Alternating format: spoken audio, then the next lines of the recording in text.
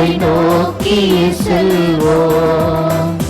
செய்வோம், விரைந்து செய்வோம், இனி புதியதொரு உலகினை செய்வோம். வாழ்வை நோக்கி திருப்பயணம் ஆருலையில் செல்லுவோம். வார்த்தைகளால் நன்மைகளை செய்வோம்.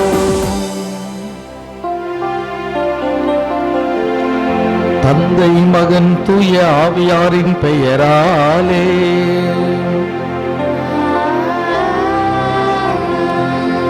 நம் ஆண்டவராகிய இயேசு கிறிஸ்துவின் அருளும் கடவுளின் அன்பும் தூய ஆவியாரின் நட்புறவும் உங்கள் அனைவரோடும் இருப்பதாக.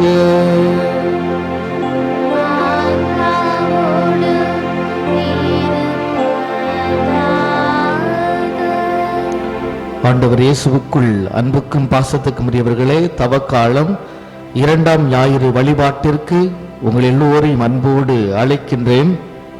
தவக்காலம் நம் ஆண்டவர் இயேசுடைய பாடுகளோடு பயணிக்கிற காலம். இந்த காலத்தில் நம் ஆண்டவர் இயேசுடைய பாடுகளை தியானிக்கவும் அவருடைய அன்பிலே நிலைத்திருக்கவும் நாம் அழைக்கப்படுகிறோம். இன்றைய இறைவாக்குகள் அனைத்தும் நாம் எல்லோரும் இந்த உலக பற்றுகளை கடந்து, உலக பற்றுகளை துறந்து, பற்றற்ற கடவுளை பற்றி கொண்டு வாழ வேண்டும் என்ற அழைப்பை நமக்கு தருகிறது. இந்த இறைவாக்குகளை சிந்திக்கவும் அதை செயல்படுத்தவும் இந்த திருப்பலியில் ஒருவர் மற்றவருக்காக நாம் ஜெபிப்போம். இந்த பலியானது தொலைக்காட்சி வாயிலாக திருப்பலியில் பங்கேற்கக்கூடிய ஒவ்வொரு குடும்பத்தாருடைய முழு நலன்களுக்காக ஒப்புக் கொடுக்கப்படுகிறது. இந்த தூய பலியின் ஆசிரை பெற தடையாக இருக்கிற நம் பாவங்களுக்காக மனவருந்தி மன்னிப்பு வேண்டுவோம். இல்லாமல்ல இறைவனிடமும் சகோதர சகோதரிகளே உங்களிடமும் நான் பாவி என்னை சொல்கிறேன். ஏனெனில் என் சிந்தனையாலும் சொல்லாலும் செயலாலும் கடமையில் தவறியதாலும் பாவங்கள் பல செய்தேன். என் பாவமே, என் பாவமே, என் பெரும் பாவமே. ஆகையால் எப்பொழுதும் கன்னியான தூய மரியாவையும் வானதூதர் புனிதர் அனைவரையும் சகோதர சகோதரிகளே உங்களை நம் இறைவனாகிய ஆண்டவரிடம் எனக்காக வேண்டிக் கொள்ள மன்றாடுகிறேன். எல்லாமல்ல இறைவன் நம் பாவங்களை மன்னித்து நம்மை நிலை வாழ்வுக்கு அழைத்து செல்வாராக. ஆமென்.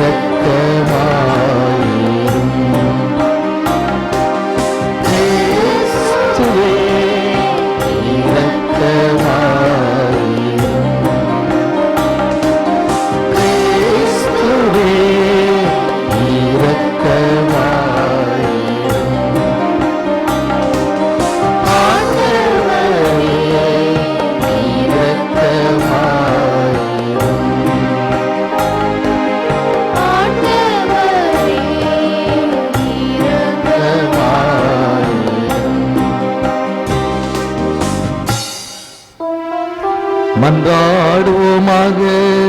இறைவா, உம் அன்பு திருமகனுக்கு நாங்கள் செவிசாய்க்க எங்களுக்கு கட்டளையிட்டு உமது வார்த்தையினால் எங்கள் உள்ளத்துக்கு ஓட்டம் அளிக்க திருவிழமானீரே.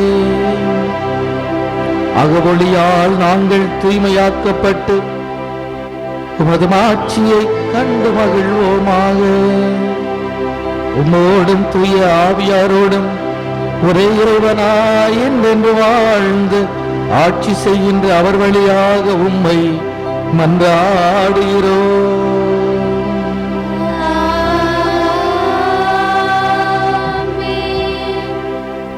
முதல் வாசகம். நம் முதுபெரும் தந்தை ஆபிரகாமின் பலி. தொடக்க நூலிலிருந்து வாசகம். அதிகாரம் 22. இறை வார்த்தைகள் 1 முதல் 2, 9 முதல் 13 மற்றும் 15 முதல் 18 முடிய. அந்நாட்களில் கடவுள் ஆபிரகாமை சோதித்தார். அவர் அவரை நோக்கி, ஆபிரகாம் என. அவரும் இதோ அடியேன் என்றார். அவர், உன் மகனை, நீ அன்பு கூறும் உன் ஒரே மகனான ஈசாக்கை அழைத்து கொண்டு மோரியா நிலப்பகுதிக்கு செல். அங்கு நான் உனக்கு காட்டும் மலைகளில் ஒன்றின் மேல் ஏறி பலியாக அவனை நீ பலியிட வேண்டும் என்றார். ஆபிரகாமுக்கு கடவுள் குறிப்பிட்டு சொல்லிய இடத்தை அவர்கள் அடைந்தனர். அங்கே ஆபிரகாம் ஒரு பலிபீடம் அமைத்து அதன் மேல் விறகு கட்டைகளை அடுக்கி வைத்தார். பின் தம் மகன் ஈசாக்கை கட்டி பீடத்தின் மீதிலிருந்த விறகு கட்டையின் மேல் கிடத்தினார். ஆபிரகாம் தம் மகனை வெட்டுமாறு தம் கையை நீட்டி கத்தியை கையில் எடுத்தார். அப்பொழுது ஆபிரகாமின் தூதர் வானி நின்று, ஆபிரகாம், ஆபிரகாம் என்று கூப்பிட, அவர் இதோ அடியேன் என்றார். அவர், பையன் மேல் கை வைக்காதே, அவனுக்கு எதுவும் செய்யாதே, உன் ஒரே மகனையும் எனக்கு பலியிட நீ தயங்கவில்லை என்பதிலிருந்து நீ கடவுளுக்கு அஞ்சுபவன் என்று இப்போது நான் அறிந்து கொண்டேன் என்றார். அப்பொழுது ஆபிரகாம் தம் கண்களை உயர்த்தி பார்த்தார். இதோ முட்செடியில் கொம்பு மாட்டிக்கொண்டு நின்ற ஒரு ஆட்டுக்கிடாயை கண்டார். உடனே ஆபிரகாம் அங்கு சென்று அந்த கிடாயை பிடித்து தம் மகனுக்கு பதிலாக எரிபலியாக்கினார். ஆண்டவரின் தூதர் ஆபிரகாமை வானி நின்று மீண்டும் அழைத்து, ஆண்டவர் கூறுவது இதுவே, நான் என் மீது ஆணையிட்டு கூறுகிறேன், உன் ஒரே மகனை எனக்கு பலியிட தயங்காமல் நீ இவ்வாறு செய்தாய். ஆதலால் நான் உன் மீது உண்மையாகவே ஆசி பொழிந்து விண்மீன்களைப் போலவும் கடற்கரை மணலைப் போலவும் உன் வழிமரபை வலிகி பெருகச் செய்வேன். உன் வழிமரபினர் தம் பகைவர்களின் வாயிலை உரிமையாக்கிக் கொள்வர். மேலும் நீ என் குரலுக்கு செவி கொடுத்ததினால் உலகின் அனைத்து இனத்தவரும் உன் வழிமரபின் மூலம் தங்களுக்கு ஆசி கூறிக்கொள்வர் என்றார். இது ஆண்டவர் வழங்கும் அருள்வாக்கு. இறைவனுக்கு நன்றி. Yeah.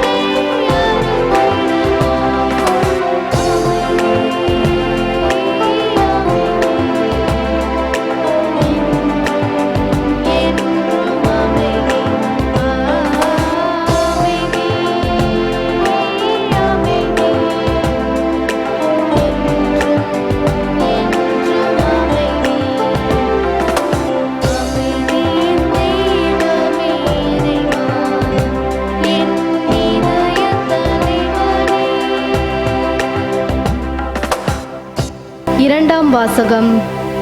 கடவுள் தம் சொந்த மகனென்றும் பாராமல் அவரை நமக்காக ஒப்புவித்தார். திருத்தூதர் பவுல் ரோமேயருக்கு எழுதிய திருமுகத்திலிருந்து வாசகம்.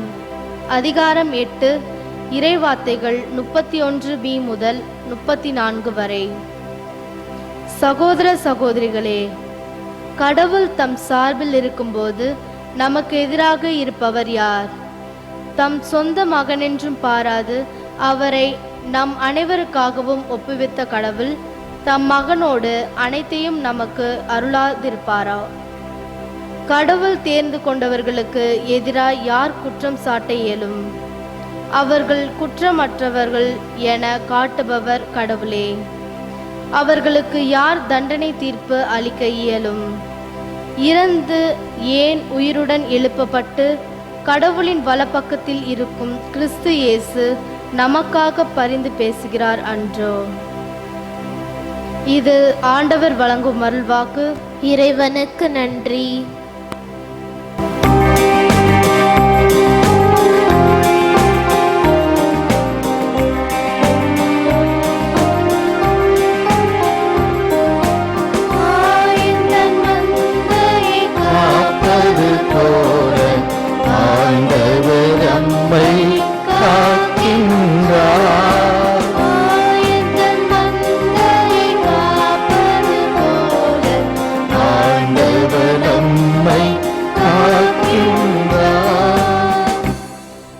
ஒளிரும் மேகத்தில் நின்று தந்தையின் குரலொலி கேட்டது. என் அன்பார்ந்த மைந்தர் இவரே, இவருக்கு செவி சாயுங்கள்.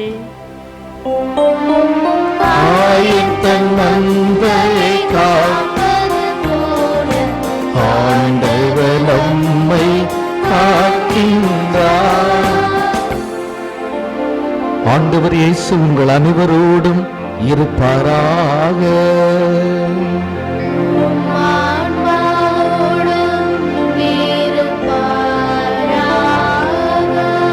மார்க்கு எழுதிய நற்செய்தியிலிருந்து வாசகம்.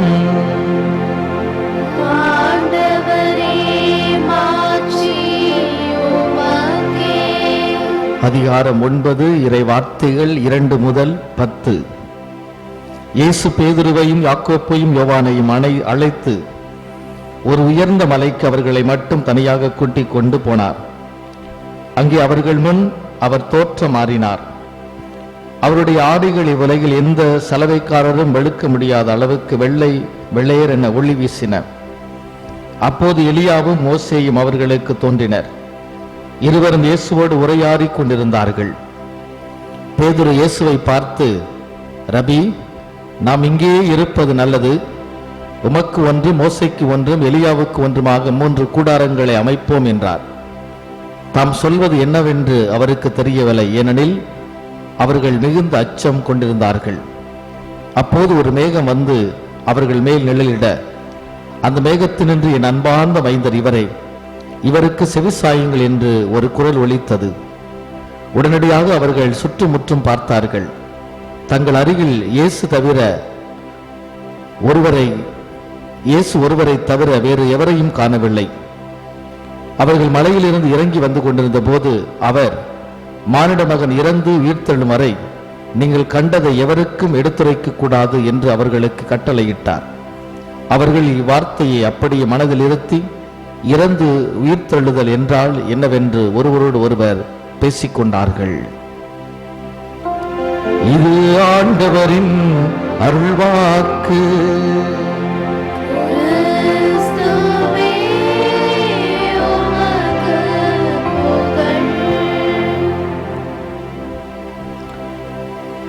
ஆண்டவர் இயேசுவுக்குள்ளே அன்புக்கும் பாசத்துக்கும் உரியவர்களே, தவக்காலத்திலே நாம் இருக்கிறோம். மனமாற்றத்தின் காலம், அருளின் காலம். இந்த ஆண்டவரோடு நம்மை ஒப்புரவாகக்கூடிய இந்த உன்னதமான காலத்தில் நாம் எல்லோரும் கடவுளா, செல்வமா? கடவுளா, இல்லை இந்த உலகா? கடவுளா அல்லது இந்த உலகத்தை பல நிலைகளை ஆட்டி வைத்துக் கொண்டிருக்கிற அழகையாய் என்ற இந்த போராட்டத்தில் உலகு ஓடிக்கொண்டே இருக்கிறது. என் அன்புக்குரியவர்களே, இன்றைய நற்செய்தியிலே நாம் பார்க்கிறோம், உலகை வெற்றி கொண்ட நம் ஆண்டவர் இயேசுவுக்கு கடவுள் கொடுக்கக்கூடிய மாபெரும் உறுதிப்பாட்டான வாக்கு, என் அன்பார்ந்த மகன் நீரே, உன் பொருட்டு நான் பூரிப்படைகிறேன். ஆமென். ஆமென். அதே வேளையில இன்றைய நற்செய்தியில பேதுரு கடவுளுடைய மாபெரும் திட்டத்தை உணராது நம் ஆண்டவர் இயேசுவை பார்த்து, ஆண்டவரே, எலியாவுக்கு ஒன்று, மோசைக்கு ஒன்றும், உமக்கு ஒன்று, ஒரு 3 கூடாரங்களை அமைத்து நாம் இங்கே தங்கிவிடலாம் என்று சொல்லி உலக போக்கிலே உலக மனநிலையை வெளிப்படுத்துகிறார். இப்படி உலக மனநிலைக்கும் கடவுள் மனநிலைக்கும் இடையே ஒரு மனிதருக்குள்ளே எந்நாளும் ஒரு போராட்டம் இருந்து கொண்டே இருக்கும். உலக மனநிலையை வெளிப்படுத்தக்கூடிய பேதுரு என்றுமே கடவுளுடைய மனநிலையிலே தன் வாழ்க்கை முழுவதையுமே கையளிக்கிற நம் ஆண்டவர் இயேசு கிறிஸ்து. எனவே இன்றைக்கு நமக்கும் ஒரு சவாலாக இருக்கிறது. இந்த தவக்காலத்தில் நான் எதை தேர்ந்து கொள்ளப் போகிறேன் என்பதை வைத்து என்னுடைய உயிர்ப்புக்கான ஆசீர்வாதங்கள் உண்டு. ஆமென். ஆமென். இன்று முதல் வாசகத்திலே நாம் பார்க்கிறோம், கடவுளுடைய மனநிலையை வெளிப்படுத்தக்கூடிய ஆபிரகாமை காணுகிறோம்.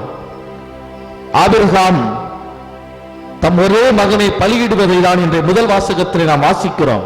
தொடக்க நூல் 22வது அதிகாரம் முழுவதும் இந்த இறைவாக்குகள் மிகவும் ஆழமாக வருகிறது. கடவுள் மனநிலையை உள்வாங்கி, கடவுள் திட்டத்தை உள்வாங்கி, தன் ஒரே மகனை கையளிக்க கடவுள் கேட்ட பொழுது மகிழ்ச்சியோடு கொடுக்கிறார். அது நிமித்தம் ஆபிரகாமுக்கு கொடுக்கப்பட்ட ஆசீர்வாதம் தான் தொடக்க நூல் 22:17வது இறைவாக்கு. அந்த இறைவாக்கை நாம் வாசிப்போம். நான் உன் மீது உண்மையாகவே ஆசி பொழிந்து விண்மீன்களைப் போலவும் கடற்கரை மணலைப் போலவும் உன் வழிமரபை பலுகி பெருகச் செய்வேன் என்ற ஆசீர்வாதத்தை கொடுக்கிறார். யார் கடவுள் மனநிலையை வெளிப்படுத்துகிறார்களோ அவர்களுக்கு கடவுள் உண்மையாகவே ஆசீர்வாதம் கொடுக்கிறார். ஆமென்.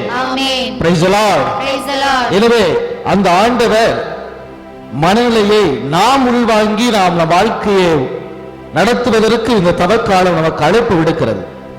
பாருங்களே, இன்றைய 2வது வாசகத்துக்கு நாம் வந்தோம் என்றால், ரோமையருக்கு எழுதிய கடிதம் 8வது அதிகாரம் 31 இந்த பகுதிகளிலே நாம் வாசிக்கிற பொழுது, கடவுள் நம் சார்பாக இருக்கிறார், யார் நமக்கு எதிராக இருக்க முடியும் என்ற இறைவாக்கு ஒரு ஆழமான இறைவாக்கு. கடவுள் நம் சார்பாக இருக்கிற பொழுது இந்த உலகத்தை ஜெயிக்க, உலக மனநிலையை விட்டு வெளிவர நாம் எல்லோருமே ஆயத்தமாக இருக்க அழைக்கப்படுகிறோம். இந்த 2வது வாசகம் தெளிவாக சொல்லப்படுகிறது. தந்தையாம் கடவுள் தம் ஒரே மகனை உலகிற்கு அனுப்பி நம் பாவங்களுக்காக, குற்றங்களுக்காக ஒப்புவிக்கிற கடவுள் என்பது இங்கு சுட்டி காட்டப்படுகிறது. முதல் வாசகத்திலே ஆபிரகாம் தம் ஒரே மகனை கொடுக்கிறார். நற்செய்தி வாசக 2வது வாசகத்திலே பார்க்கிறோம், கடவுள் நம் ஆண்டவர் இயேசுவாகிய ஒரே மகனை நமக்காக கையளிக்கிறார். இப்படிப்பட்ட உன்னதமான கடவுளை நாம் வைத்திருக்கிறோம். அந்த கடவுள் நம் சார்பாக இருக்கிறார். எனவே நாம் உலகத்தை ஜெயிக்க, உலக மனநிலை விட்டு வெளிவர நாம் எல்லோரும் இந்த நாட்களில் தீர்க்கமான முடிவு எடுக்க வேண்டும். Praise the lord. Hallelujah. Hallelujah. Hallelujah. அன்புக்குரியவர்களே, கடவுளுக்கும் கடவுளுடைய மனநிலைக்கும் அவருடைய அரசாட்சிக்கான காரியங்களை எந்த மனிதர் செய்கிறாரோ அவருடைய வாழ்க்கையிலே பல வகையான ஆசீர்வாதங்கள் உண்டு என்பதை இன்றைய இறைவாக்குகள் நமக்கு தெளிவுபடுத்துகிறது. நீங்களும் நானும் கடவுள் நம்மை பார்த்து, நம் ஆண்டவர் இயேசு நம்மை பார்த்து அன்பார்ந்த மகன் என்று சொல்லுகிற அளவுக்கு இந்த உலகத்தை ஜெயித்து வாழ அழைக்கப்படுகிறோம். ஆமென். உலக மனநிலையை ஜெயித்து வாழ அழைக்கப்படுகிறோம். உலகத்துடைய இன்பத்தை ஜெயித்து நாம் வாழ அழைக்கப்படுகிறோம். உலகத்தினுடைய பொருள், செல்வம், மாய கவர்ச்சிகள் அனைத்தையும் ஜெயித்து நாம் வாழ அழைக்கப்படுகிறோம். அப்பொழுதுதான் நம் கடவுள் நம்மை பார்த்து என் அன்பார்ந்த மகன் என்று சொல்லுவார். இன்றைக்கு நம் கடவுள் நம்மை பார்த்து அந்த ஒரு வார்த்தை சொல்ல முடியுமா? யோசித்து பாருங்கள். எவ்வளவு பிள்ளைகள் இந்த உலக மனநிலையை பேதுரு வெளிப்படுத்துவது போல வெளிப்படுத்தி தங்களுடைய வாழ்க்கையில உண்பது, குடிப்பது, அதே போல சுகபோகங்களோடு வாழ்வது, இதில்தான் அக்கறை செலுத்திக் கொண்டே இருக்கிறோம். இந்த கடவுள் விரும்புகிறவாறு கடவுள் விரும்புகிற திட்டங்களை நிறைவேற்றுவதில் நிறைய பிள்ளைகள் இதில் குறைபட்டு கொண்டிருக்கிறார். எனவே இந்த இறைவாக்கு பகுதி இந்த நாள் நமக்கு உலகத்தின் மாய கவர்ச்சிகளை விடுத்து கடவுளை பற்றி கொண்டு கடவுளுக்காக அவரது திட்டத்திற்காக திருவுளத்திற்காக நிற்க நாம் அழைக்கப்படுகிறோம். Price the Lord. அன்புக்குரியவர்களே, தமிழ்நாட்டிலே ஒரு மறைமாவட்டத்திலே ஒரு ஊரிலே நடந்த ஒரு முக்கியமான நிகழ்வு. அந்த ஊரினுடைய கோயிலானது ஒரு குடும்பத்தார் அந்த நிலத்தை கொடுத்திருக்கிறார்கள். அந்த நிலத்திலே ஆலயம் கட்டி பல ஆண்டுகள் வழிபாடுகள் நடத்தப்படுகிறது. ஆனால் தற்பொழுது கிளம்பி இருக்கிற அந்த வீட்டினுடைய பையன்கள், பிள்ளைகள், இது எங்கள் நிலம், இது எங்களுக்கு சொந்தம், இங்கே ஆலயம் இருக்கக்கூடாது என்று சொல்லி தர்க்கம் பண்ணி வழக்கு போட்டு கடைசியிலே அந்த வழக்கு நிலம் அவர்களுக்கு சொந்தமாக இருப்பதால் அவர்கள் சார்பாக வந்து விடுகிறது. அந்த மகன் அந்த ஆலயத்தையே இடித்துவிட்டு அதில் வீடு கட்ட ஆரம்பித்தான். அன்புக்குரியவர்கள், வீடு கட்டி மேலே எழுப்பிக் கொண்டே இருக்கிற காலத்தில் ஒரு நாள் அவர்கள் எங்கோ ஒரு பயணம் சென்று குடும்பத்தாரோடு திரும்புகிற பொழுது எல்லாருமே ஒரு மாபெரும் விபத்தில் இறந்து போகிறார்கள். இன்றைக்கும் ஆண்டவர் ஆலயம் இடிக்கப்பட்டு அவங்க வீடு கட்டப்பட்ட இடமானது பாலடைந்த வீடாக மாறி இருக்கிறது. ஆமென், ஆமென், ஆமென், ஆமென். இது இன்றைக்கு சாட்சியாக இருக்கிறது. உலக போக்கிலே கடவுளுக்கு எதிராக நிற்கிறவர்கள், உலக போக்கிலே தங்கள் வாழ்க்கையை தங்கள் கூடாரங்களை அமைத்து வாழ நினைக்கிறவர்கள், உலக போக்கிலே செல்வத்துக்கும் பணத்திற்கும் முக்கியத்துவம் கொடுக்கிறவர்கள், உலக போக்கிலே அதிகாரங்களுக்கும் ஆணவத்திற்கும் பெருமைகளுக்கும் இடம் கொடுக்கிறவர்களை கடவுள் கண்ணோக்குகிறார். அவர்கள் தத்தம் செயல்களாலே அழிவை தேடிக் கொள்கிறார்கள் என்பதை இந்த நாட்களில் நாம் புரிந்து கொள்ள அழைக்கப்படுகிறோம். எனவே கடவுளுக்கு எதிரான காரியங்களில் விடுத்துவிட்டு அழகிக்கு நாம் எதிராகத்தான் இருக்க வேண்டும், இல்லைய கடவுளுக்கு சார்பாக இருக்க இந்த தவக்காலம் நமக்கு அழைப்பு எடுக்கிறது. Praise the lord. Hallelujah, hallelujah, hallelujah. அன்புக்குரியவர்களே, இன்றைக்கு கடவுள் சார்பாக இருந்த ஆபிரகாமை நாம் பார்க்கிறோம். அதே போல கடவுளுடைய மனநிலையை வெளிப்படுத்தாத பேதுருவை நற்செய்தியில் நாம் காணுகிறோம். அப்ப பேதுருவின் மனநிலை நமக்கு இருக்கக்கூடாது என்பதை நாம் பல நேரங்களில் அறிந்திருக்கிறோம். 1 யோவான் 2வது அதிகாரம் 15-17 நாம் வாசிப்போம். உலகின் மீதும் அதில் உள்ளவை மீதும் அன்பு செலுத்தாதீர்கள். அவ்வாறு அன்பு செலுத்துவோரிடம் தந்தையின் பால் அன்பு இராது. கடவுளுடைய அன்பு அவர்களுக்கு இருக்காது. எனவே நாம் இந்த உலகத்தினுடைய எல்லா வகையான காரியங்களிலும் நாம் அன்பு செலுத்திவிட்டு கடவுளையும் அன்பு செய்கிறேன் என்று சொல்வது அது தகுந்ததாக இருக்க முடியாது, சரியானதாக இருக்காது, அது போலித்தனமாக இருக்கும். எனவே உலக வெற்றி கொண்டவர்கள் தான் உண்மையாகவே கடவுளை அன்பு செய்ய முடியும். Price the Lord. இந்த பகுதியில் தெளிவாக சொல்லப்பட்டிருக்கிறது, உடல் ஆசை, இச்சை நிறைந்த பார்வை, செல்வ செருக்கு, இது கடவுளுடைய வெறுப்புக்குரிய செயல்களாக இருக்கிறது. எனவே நாம் நம்முடைய வாழ்க்கையை யோசித்து பார்க்க அழைக்கப்படுகிறோம். நாம் உலகை ஜெயித்து கடவுளுடைய பார்வையிலே நல்லவர்களாக, கடவுள் நமக்கு அங்கீகாரம் கொடுக்கக்கூடிய பிள்ளைகளாக மாற அழைக்கப்படுகிறோம். அதே போல உலக போக்கில் இருக்கிறவங்க எப்படிப்பட்டவர்கள் என்பதை 1 தீமோத்தேயு 5:6 நாம் வாசிக்க கேட்கலாம். சிற்றின்பத்தில் உழல்பவர், உலகத்தினுடைய இந்த சிற்றின்பத்திலே உழல்பவர் நடைப்பிணம். அவர் மனிதர் அல்ல, உயிரோடு இருக்கிறவர் அல்ல, ஒரு பிணத்தை போன்றவர். யார் அந்த சிற்றின்பத்தை ஜெயிக்கிறாரோ அவர்தான் உண்மையிலே உயிரோடு வாழுகிறவர். அவர்தான் உயிரோடு வாழக்கூடிய இயேசு கிறிஸ்துவை முழுவதுமாக ஆவியில் உண்மையிலும் தரிசிக்க முடியும். Price the Lord. லூக்கா நற்செய்தியில நம்ம ஆண்டவர் இயேசு ஒரு அருமையான உவமையை சொல்லுவார். 12வது அதிகாரம் 13 வாசித்தோம் என்றால், அறிவற்ற செல்வன் என்று அந்த உவமைக்கு பெயர் கொடுக்கப்பட்டிருக்கிறது. செல்வன், அறிவற்ற செல்வன் யார் என்றால், தன்னுடைய வாழ்க்கையிலே இந்த உலகத்தினுடைய களியாட்டங்களிலே மிதந்து கொண்டிருக்கிறவர் அறிவற்றவன் என்று இயேசு சொல்கிறார். Price the Lord. வாசிங்களே, லூக்கா நற்செய்தி 12:19.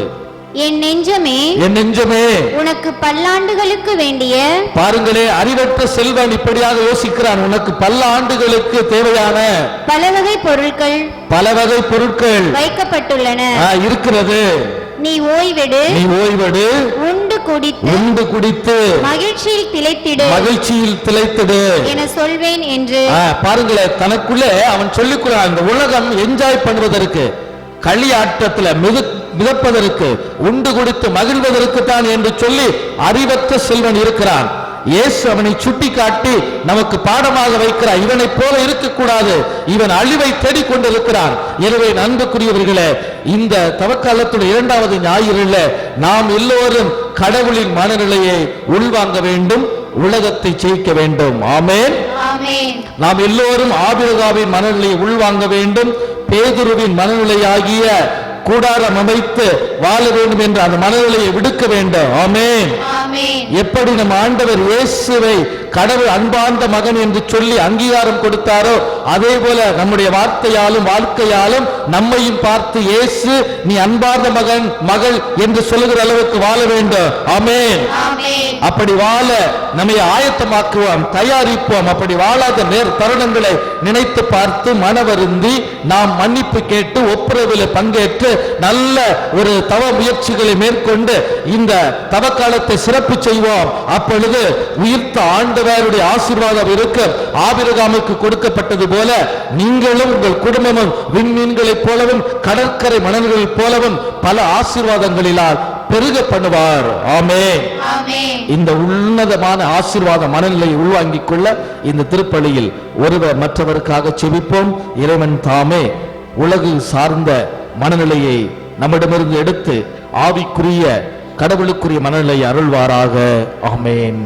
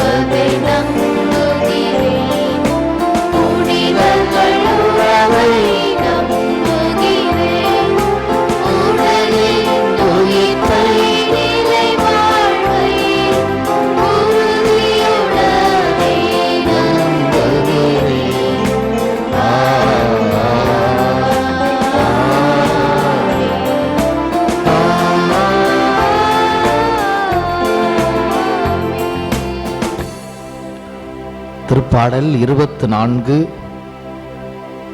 6வது இறைவாக்கிலே ஆண்டவர் என்றுமுள்ள இரக்கத்தையும் பேரன்பையும் நினைவு கூறுகிறார் என்ற இறைவாக்குக்கேற்ப நம் மீது இரக்கமும் பேரன்பும் பொழிய நாம் மன்றாடுவோம்.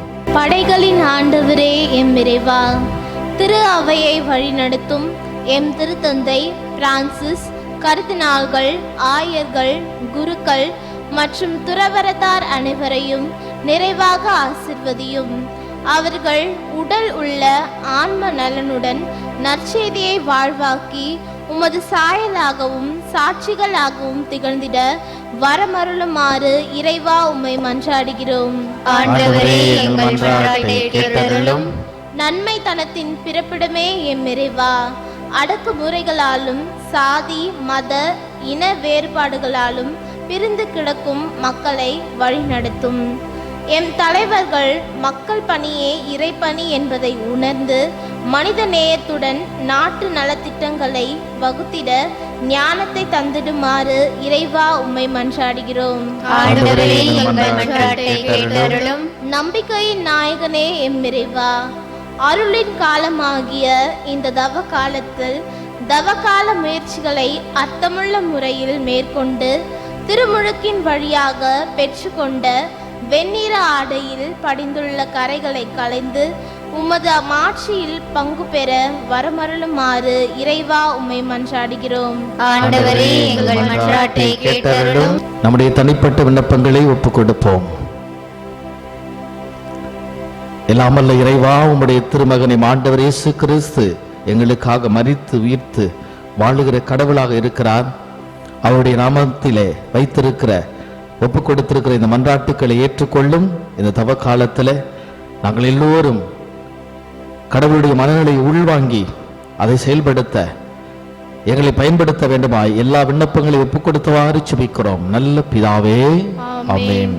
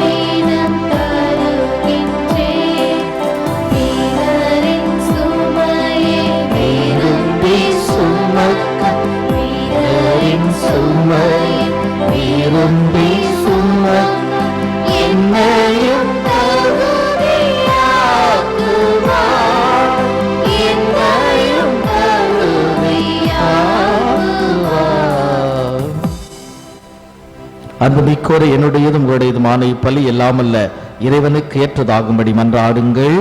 ஆண்டவர் தமது பெயரின் புகழ்ச்சிக்காகவும் மாட்சிக்காகவும் நமது நன்மைக்காகவும் புனித திரு அவை அனைத்து நலனுக்காகவும் உமது கையிலிருந்து பலியை ஏற்றுக்கொள்வாராக.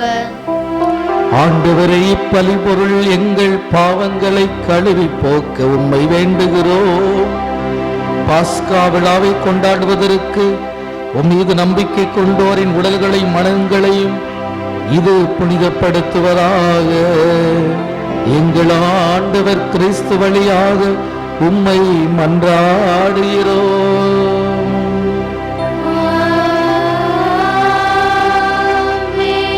ஆண்டவர் உங்களோடு இருப்பாராக.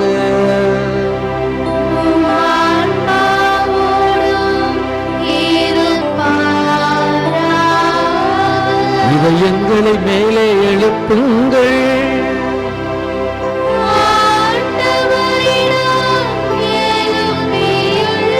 நம் இறைவனாகிய ஆண்டவருக்கு நன்றியை கூறுவோம்.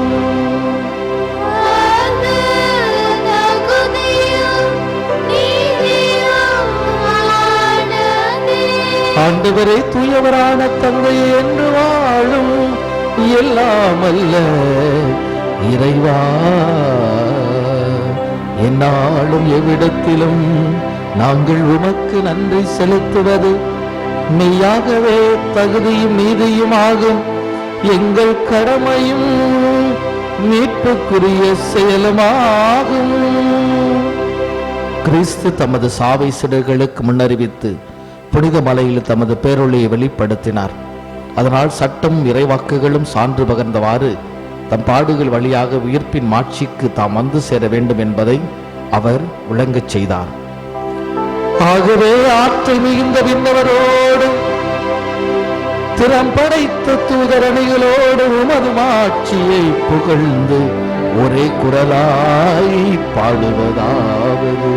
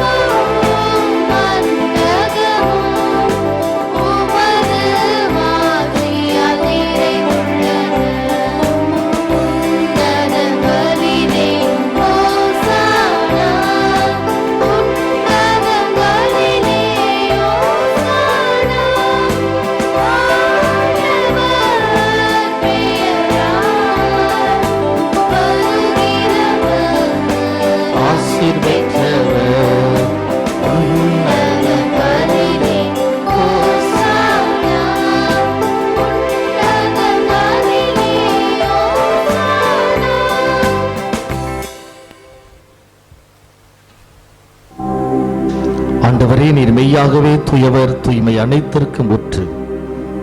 ஆகவே உம்முடைய ஆவியை பொழிந்து இக்காணிக்கைகளை தூய்மைப்படுத்த வேண்டுகிறோம். இவ்வாறு எங்கள் ஆண்டவர் இயேசு கிறிஸ்துவின் உடலும் இரத்தமுமாக எங்களுக்கு இவை மாறுவனவாக. அவர் பாடுபட உளம் கனிந்து தம்மை கையளித்த போது அப்பத்தை எடுத்து நன்றி செலுத்தி அதை பிட்டு தம் சிறுகளுக்கு அளித்து கூறியதாவது: அனைவரும் இதிலிருந்து பெற்று உண்ணுங்கள், ஏனெனில் இது உங்களுக்காக கையளிக்கப்படும் என் உடல்.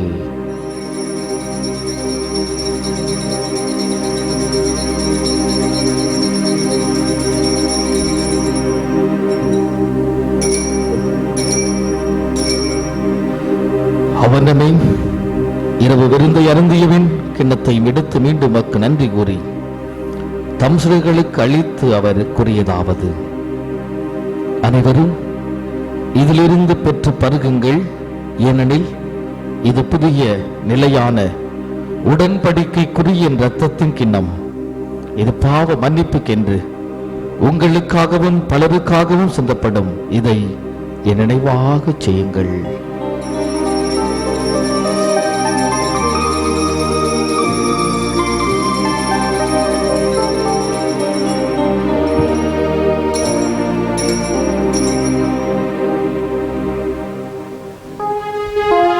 நம்பிக்கையின் மறை பொருள்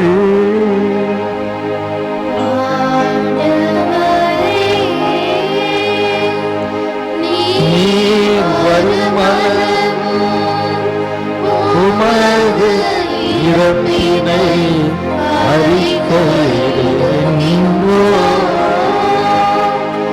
உமது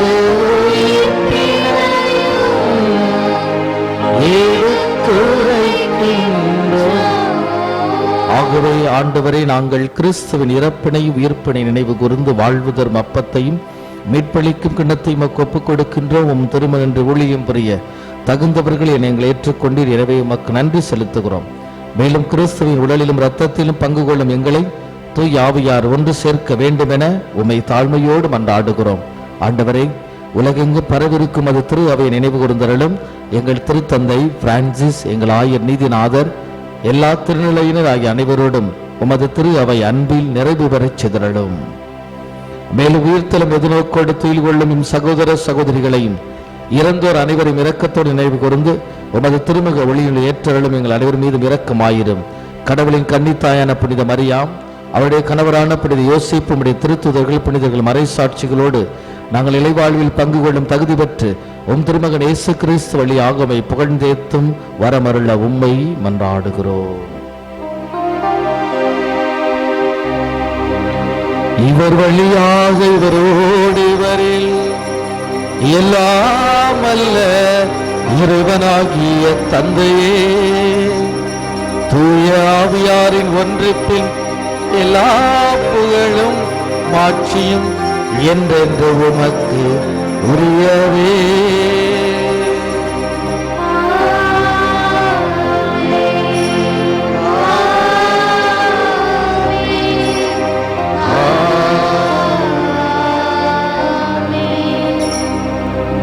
மீட்பரின் கட்டளையால் கற்பிக்கப்பட்டு இறை படிப்பினையால் பயிற்சி பெற்ற நாம் துணிந்து மன்றாடுவோம்.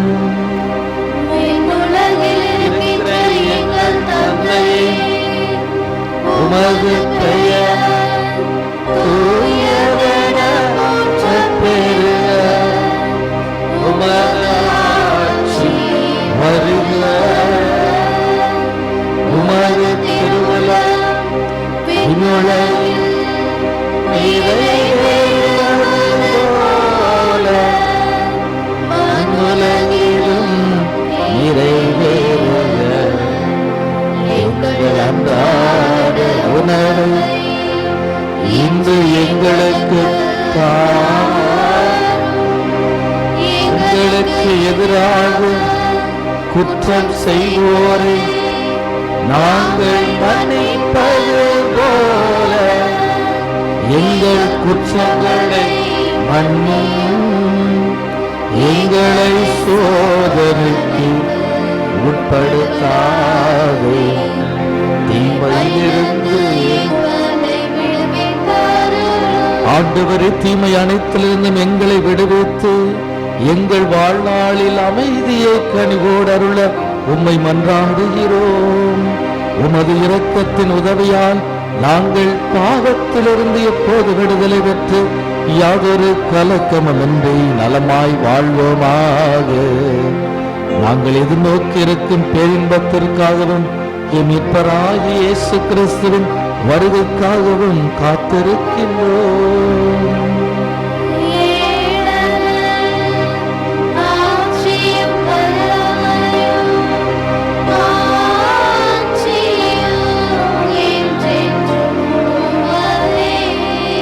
ஆண்டவரே இயேசு கிறிஸ்துவே, அமைதியை உங்களுக்கு விட்டுச் செல்கிறேன், அமைதி அளிக்கிறேன் என்று உம்முடைய திருத்தூதர்களுக்கு மொழிந்தீரே. எங்கள் பாவங்களை பாராமல் உமது திரு அவை நம்பிக்கையை கண்ணோக்கி உமது திருவிழத்திற்கு ஏற்பதற்கு அமைதியும் ஒற்றுமையும் அளித்தல்வீராக என்றென்று வாழ்ந்து ஆட்சி செய்கின்றவர் நீரே. ஆண்டவர் இயேசுவுடைய அமைதி உங்கள் அனைவரோடும் இருப்பதாக.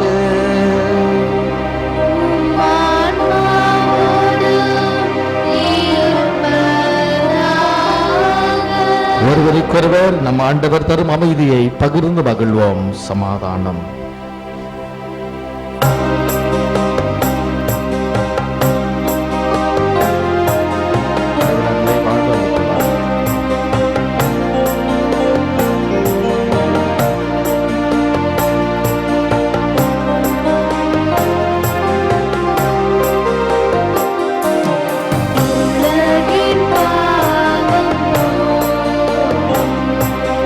இறைவனின் செம்மொழியே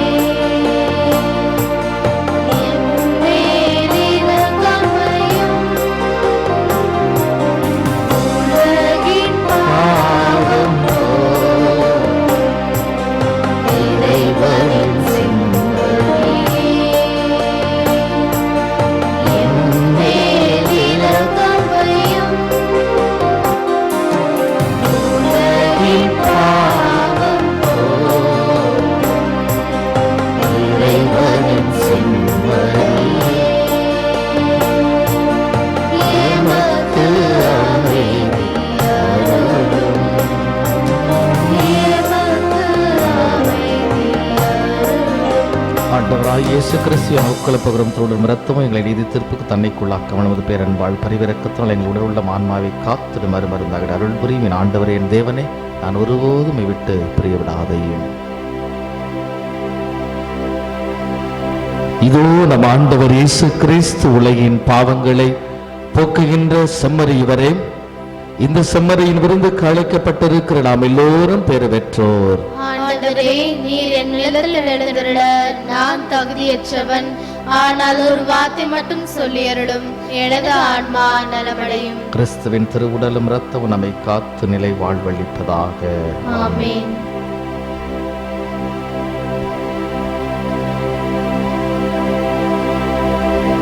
ஆசை திருவிருந்திற்கான மன்றாட்டு. ஆண்டவரே, நீர் என் இல்லத்தில் எழுந்தருள நான் தகுதியற்றவன். ஆனால் ஒரு வார்த்தை மட்டும் சொல்லி அருளும் என்று நூற்றுவர் தலைவன் ஜெபித்தது போல நாங்களும் இப்போது உம் திருப்பாதம் பணிந்து வேண்டுகிறோம். இனிய இயேசுவே, நாங்கள் தகுதியற்றவர்களாயிருந்தாலும் எங்கள் தகுதியின்மையை பாராமல் நீர் எங்கள் உள்ளங்களில் எழுந்து வாரும். உம் அன்பிலும் அருளிலும் நாங்கள் நிலைத்திருக்க எம்முள் எழுந்து வாரும். உம் பிள்ளைகளாக, உயிருள்ள உண்மை சாட்சிகளாக, உமது நற்செய்தியின்படி வாழ்பவர்களாக எங்களை உருமாற்ற வாரும். தந்தையின் திருவுளப்படி வாழ்ந்திட எங்களுக்கு துணை புரிந்திட வாரும். நன்மை செய்வதில் ஆர்வம் உள்ளவர்களாய், தீமைகள் அனைத்திலிருந்தும் விடுதலை பெற்றவர்களாய் வாழவும் எங்களை வழிநடத்த வாரும். எல்லா நலன்களாலும் வளங்களாலும் எங்களை நிரப்ப வாரும். ஆமென்.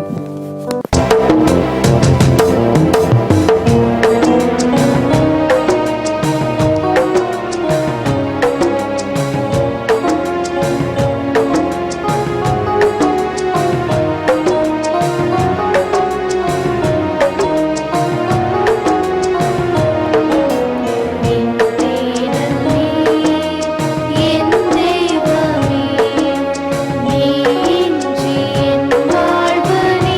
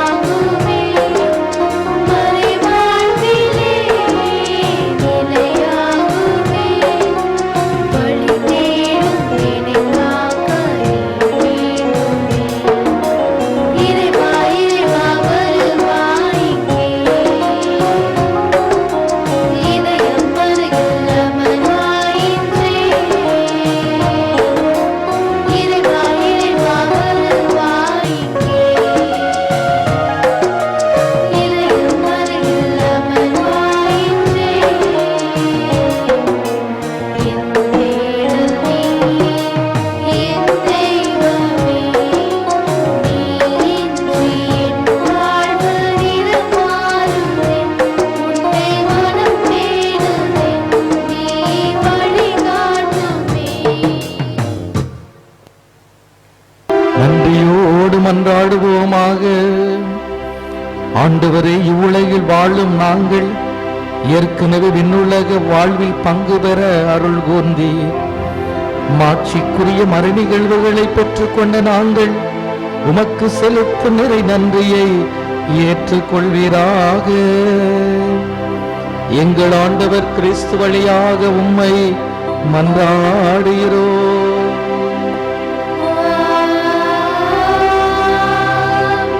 ஆண்டவர் இயேசு உங்கள் அனைவரோடும் இருப்பாராக.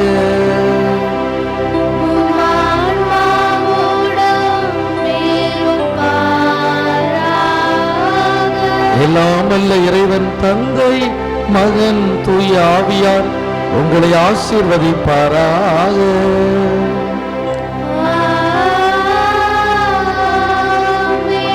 ஆண்டவர் இயேசுவின் அன்பிலே வாழ சென்று வாருங்கள். திருப்பலி நிறைவேறிற்று.